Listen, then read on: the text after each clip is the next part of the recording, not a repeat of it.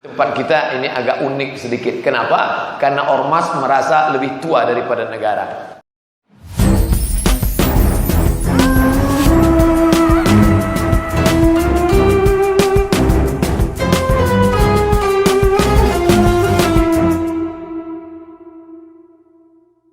Pertama, puasa menanamkan rasa takut kepada Allah. Kedua, dengan puasa orang tidak boleh putus asa. Dulu pezina, dulu pemabuk, dulu pecandu narkoba. Tuhan membukakan pintu maaf seluas-luasnya untukmu saudaraku. Maka isilah diri dengan puasa itu, masuk ke dalam bulan mulia. Masuknya kotor, keluarnya akan menjadi orang yang suci. At-taibu minadz-dzambi kama la dzambalah. Orang yang bertobat seperti tak ada dosa sama sekali. Sebagaimana lahirnya anak kecil keluar dari perut ibunya, begitulah dia keluar. Makanya kalau selesai Ramadan itu dia mati langsung masuk ke dalam surga, karena tidak ternoda, karena tidak tercemar, tidak terkontaminasi oleh dosa-dosa. Yang ketiga, bagaimana Ramadan ini mencetak generasi ini menjadi generasi yang terbaik. Maka dia menghindarkan diri dari masalah-masalah khilafiyah remeh-temeh. Ini sekarang orang kan puasanya hebat, ibadahnya mantap, program-programnya. Tapi agama ini kalau sudah masuk bulan tertentu, yang muncul adalah khilafiyah, Hanafi, Maliki, Syafi'i, Hambali, Hanafi, Maliki, Syafi'i, Hambali, khilafiyah. Ini grup WA banyak sekali. Ada grup satu alumni, ada grup satu kampung, ada grup ormas, ada grup anak muda, ada grup panti jompo, ada grup macam-macam. Isinya kelahi semua. Kalau sudah masuk bulan Rajab, kelahi. Rajab ini puasanya sunat, yang ini ngatakan enggak sunat, yang ini ngatakan. Masuk bulan Sya'ban, kelahi lagi. Nanti masuk bulan Ramadan, kelahi. Satu-satunya grup yang enggak kelahi ada satu, grup kelapa sawit.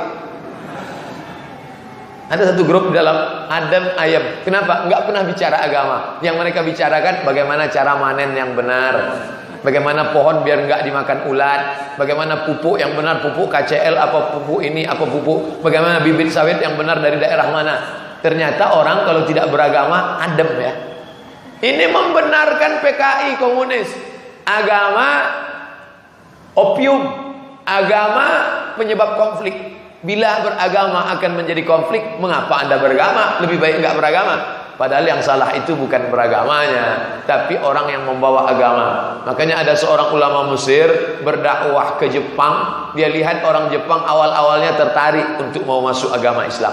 Tapi setelah dia lihat ada dua kubu yang menawarkan Islam, menjadi tidak menarik. Satu penceramah-penceramah Jepang dari India, mazhabnya Hanafi. Yang satu dari Indonesia, Malaysia, Brunei, Singapura, mazhabnya Syafi'i. Berbenturan antara Hanafi dengan Syafi'i. Orang Jepang yang awalnya tidak beragama agak-agak tertarik dengan Islam, tapi melihat antara dai dari India dengan Indonesia kelahi masalah khilafiyah. Akhirnya mereka mengatakan, kalau gitu lebih baik kami dengan yang lama aja lah. Khilafiyah Ramadan. Begitu masuk bulan Ramadan, langsung muncul khilafiyah. Khilafiyah pertama adalah melihat anak bulan. Yang satu mengatakan mati-matian kita mesti melihat anak bulan, bulan sabit. Yang satu mengatakan mesti pakai hisab, antara hisab dan ru'yah kelahi. Padahal simple saja menurut hadis Nabi. Sumu li ru'yatih, berpuasalah engkau ketika melihat bulan. Waftiru li ru'yatih, berhari rayalah ketika melihat bulan. Fa in ghubbiya alaikum, kalau tertuskan itu mufti negeri Mesir satu orang. Zaman saya kuliah nama muftinya Profesor Dr. Syekh Nasr Farid Wasil. Nasr Farid Wasil mengumumkan, dengan ini saya sebagai mufti negara Republik Arab Mesir memutuskan besok puasa. Kita nggak ada mufti.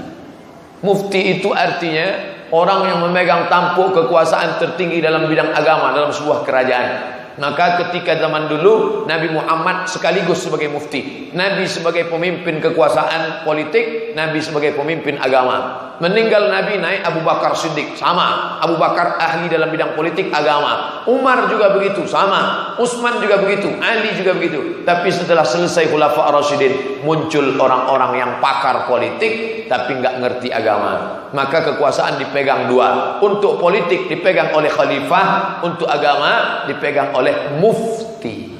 Kerajaan Demak urusan agamanya Wali Songo. Kerajaan Pasundan urusan agamanya ada ulama, kiai.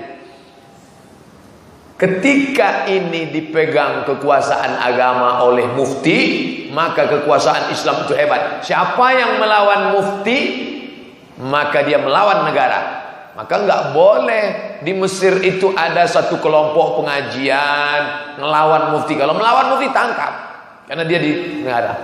Di tempat kita ini agak unik sedikit. Kenapa? Karena ormas merasa lebih tua daripada negara. Ngapain kami ikut negara? Kami kan lebih tua dari Indonesia. Indonesia muncul kapan? 1945. Kami 1912. Kami 1926. Kami 1930. Al-Wasliyah 1930. Muhammadiyah 1912. NU. Gak ada yang jawab. Berarti gak ada orang NU. Artinya apa? Merasa lebih tua. Oleh sebab itu, maka pemerintah mau tidak mau, malu-malu tidak malu, mengatakan bagi yang mau ikut pemerintah silakan besok puasa. Bagi yang nggak mau jangan nyalahkan yang lain. Nggak bisa. Di akar rumputnya itu kacau balau terjadi. Oleh sebab itu saya selalu kalau ditanya, Ustadz ikut mana? Ikuti yang dikeluarkan oleh Komisi Fatwa Majelis Ulama Indonesia.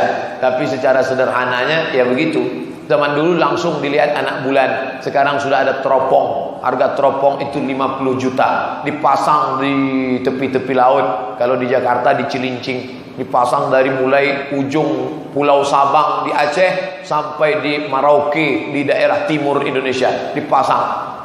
Alhamdulillah. Pak Ustadz, saya yang menjaga teropong ini, kata penjaganya. Harganya berapa Pak? 50 juta. Hebat ya? Iya. Itu dari mana? APBN diberi, di setiap provinsi ada. Terus gimana? Dari sejak dibeli sampai sekarang belum pernah nampak anak bulan Pak Ustadz. Kalau dipasang yang nampak asap aja.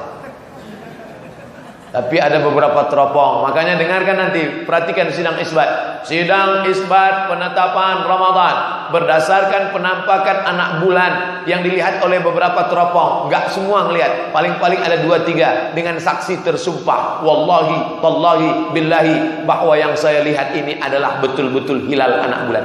Karena yang menjadi timnya itu harus anak-anak muda yang matanya terang. Pengalaman yang sudah-sudah dulu-dulu ada orang yang ngaku melihat anak bulan bersumpah, demi Allah saya sudah melihat. Rupanya bulu matanya gugur. Dia sangka anak bulan. Jadi kekacauan ini berawal dari kekacauan politik kewibawaan negara. Maroko lebih ketat lagi. Tertulis di konstitusinya, la yuftin nas hatta yuftil malik. Tidak ada orang yang boleh mengeluarkan fatwa sampai raja berfatwa. Maroko kerajaan. Sekarang nama rajanya Muhammad VI. Muhammad VI menggantikan ayahnya Hasan II. Saya kuliah dulu nama rajanya Muhammad VI. Karena dalam urutan silsilah mereka dia Muhammad yang ke-6. Muhammad VI berfatwa berdasarkan hasil sidang isbat, rapat para alim ulama, maka besok adalah puasa, jangan lawan raja. Yang melawan raja berarti melawan kekuasaan, tangkap. Tempat kita nggak bisa. Kalau mau ditangkap semua orang yang aliran-aliran macam-macam, nggak muat penjara saking banyaknya. Oleh sebab itu kewibawaan seorang penguasa, kewibawaan negara akan menghilangkan khilafiyah. Maka kita yang generasi muda, andai pun terjadi perbedaan, Muhammadiyah ikut sidang isbat Muhammadiyah, yang NU ikut sidang dengan majelis ulama. Berapa banyak itu? Ada keputusan NU, ada keputusan Muhammadiyah, ada keputusan Persis, ada keputusan Perti, ada Al-Wasliyah, ada tarekat Naqsabandiyah, tarekat Satariyah. Hampir setiap kelompok punya pandangan masing-masing. Kalau tidak adalah negara yang penting. Makanya kalau ada orang mengatakan negara urus negara, agama urus agama, nggak bisa. Karena negara itu mesti ada intervensi ke agama. Karena kalau tidak, maka akan kacau balau. Yang dimaksud dengan intervensi positif, agama, kekuasaan dipakai untuk menolong agama Allah Subhanahu wa taala, bukan merusak agama. Nah, Nah, ini tentang masalah beberapa yang terkait dengan khilafiyah. Dari awal pengumuman bulannya sudah khilafiyah. Begitu sholat tarawih dengan ini, maka besok adalah 1 Ramadan. Langsung jamaah kaum muslimin pergi ke masjid, azan isya, selesai isya masuk tarawih, khilafiyah lagi. Baru malam pertama sudah diisi berapa khilafiyah? Khilafiyah anak bulan 1, khilafiyah salat tarawih. Yang satu mengatakan salat tarawih mesti 11. Kalau lewat 11 bid'ah, wa kullu bid'atin dhalalah wa kullu dhalalatin finnar. Yang satu mengatakan salat tarawih mesti 23. Siapa yang salat tarawih enggak 23 enggak sah, bukan tarawih namanya. Itu cuman qiyamul lail aja. Akhirnya kelahi antara yang 23 dengan 11. Yang ketawa siapa? Yang main gaple di luar masjid. Itu kenapa mereka bertinju di masjid? Gara-gara 11 sama 23. Untung kita nggak ke masjid. Ayo lanjutkan. Plak, balak 6. Nabi SAW, hadis riwayat Aisyah. Apa kata Aisyah? Maka Rasulullah SAW yazidu fi Ramadan wala fi ghairi Ramadan ala 11 rakaat. Nabi tidak pernah sholat lebih dari 11 rakaat. Titik. 11. Tapi pada masa Umar bin Khattab, Umar melihat ini orang nggak sanggup sholat 11 rakaat. Kenapa? Ayatnya panjang. Rakaat pertama surat Al-Baqarah 2 juz 4 lembar. Maka Umar bin Khattab manggil Ubay bin Ka'ab. Ubay, sini. Ubay bin Ka'ab adalah ketua panitia pengumpulan mushaf Al-Quran yang dibantu oleh sekretaris Zaid bin Sabit. Ubay, ya, ini kelihatannya orang nggak sanggup kalau 11 rakaat. Kamu saya angkat jadi imam, buat rakaatnya 23 rakaat. Tapi bacaannya pendek aja, 1 malam 1 juz. Itu yang pertama kali dilakukan Ubay atas persetujuan dari Umar bin Khattab. Lalu kemudian pada masa pemerintahan Umar bin Abdul Aziz, Nabi 11. Umar bin Khattab dengan Imam Ubay bin Ka'ab 23. Puncaknya pada masa Umar bin Abdul Aziz itu salat tarawih 39 rakaat. 11, 23, 39. Diceritakan oleh Al-Hafiz Ibnu Hajar Al-Asqalani dalam kitab Fathul Bari Syarah Sahih Al-Bukhari. Apa kata Ibnu Hajar? Salat tarawih itu pilihan. Kalau ayatnya panjang, rakaatnya sedikit. Kalau ayatnya pendek, rakaatnya banyak. Masyarakat kita cerdas, dikombinasikan antara dua. Ayatnya sedikit, rakaatnya sedikit. Dapat dua-duanya. Jadi nggak usah kelahi. Saya maunya 11, silakan 11. Ayatnya panjang. Saya maunya pendek-pendek ayatnya. Silakan pendek, rakaatnya banyak. Dan sholat tarawih tidak ada angka tertentu. Mau 11, mau 23, mau 39. Di Son'ah, Yaman, sholat tarawihnya 100 rakaat. Son'ah 100 rakaat. Di Maroko malam 27. Maroko agak unik sedikit. Sholat tarawihnya dibagi 2. Habis isya 10 rakaat. Ntar malam jam 3 orang ke masjid lagi, nyambung habis sahur, tambah lagi 13 rakaat. 10 tambah 3 witir. Habis itu duduk nunggu azan subuh. Habis subuh langsung sholat subuh. Nah ini habis azan subuh, qabliyah subuh, sholat subuh. Nah jadi agak unik di Maroko. 10 di awal, 13 di tengah. Di tempat kita macam-macam. Oleh sebab itu anak muda generasi terbaik tadi, bagaimana dia setelah ngaji menyelesaikan masalah. Dulu Ustadz, kami di masjid ini banyak masalah antara yang tua dengan yang muda. Alhamdulillah kemarin terjadi perkelahian gak jadi gara-gara ada anak-anak muda yang bisa menjelaskan. Akhirnya orang gak jadi. Bagaimana anak muda menjadi problem solving, menyelesaikan masalah.